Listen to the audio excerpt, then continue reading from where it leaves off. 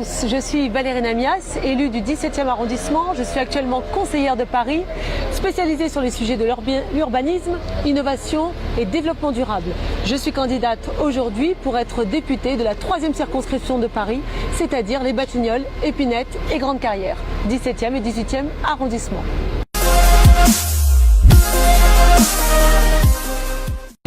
Alors, les 3 adjectifs qui me caractérisent le mieux: une battante, enthousiasme et toujours positive.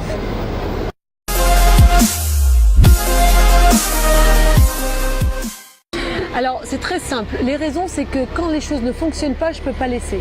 Je ne suis pas capable de laisser faire ou laisser passer. Je fais partie de ces gens qui ont besoin d'être dans l'action pour améliorer les choses de la vie. J'ai commencé à 18 ans à m'impliquer en politique par l'intermédiaire d'une association, parce qu'il faut être concrète, pragmatique.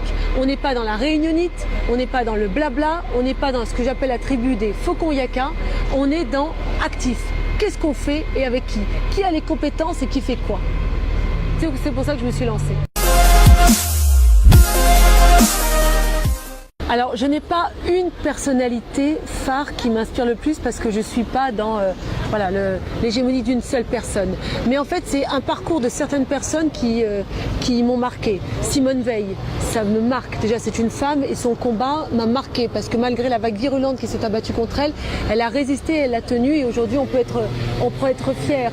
Il y a des grands hommes d'État comme le général de Gaulle, comme Pompidou, et même Mitterrand, même s'il n'est pas de mon bord et il y a des choses qui m'ont déplu. Ça fait partie de ces grands hommes d'État. Chirac aussi, sur cette partie très relationnelle avec les gens, ou qui a mis en avant le peuple. Voilà, ce sont des personnalités. Et puis Sarkozy aussi, avec ce dynamisme et cette envie de faire et de réagir.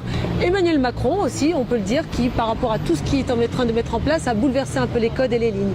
Donc voilà, pour moi, c'est pas une personnalité, mais c'est un ensemble de personnalités qui ont façonné la France.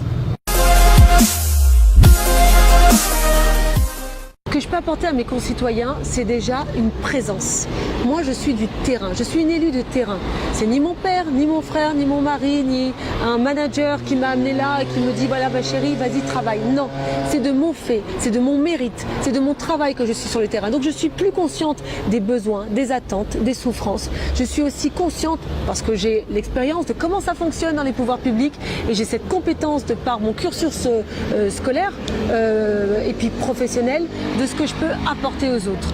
Donc oui, je sais que je peux apporter un plus sur le terrain, parce que je connais parfaitement du quartier. Je suis Valérie, la fille du quartier, et je sais qu'ils seront là pour savoir qu'ils pourront toujours me retrouver. J'ai laissé mon portable, mon mail, et ils sauront que je vais organiser des réunions où c'est pas nécessairement eux qui viendront à moi, mais moi qui irai vers eux, que ce soit chez les seniors, les plus jeunes, dans les écoles. Je vais aller, je vais accompagner, je vais pousser, et je vais essayer d'utiliser toutes les compétences qui existent. Je ne suis pas Wonder Woman, mais je sais travailler en équipe avec les compétences de chacun, qu'elles soient au niveau public, au niveau professionnel, au niveau privé, au niveau public-privé. Voilà, il y a de partout, humainement et dans une organisation associative ou de club ou de professionnels, des compétences. Il faut aller puiser chez chacun pour qu'un cercle vertueux se crée et qu'on puisse améliorer la qualité des gens, de vous, votre qualité de vie.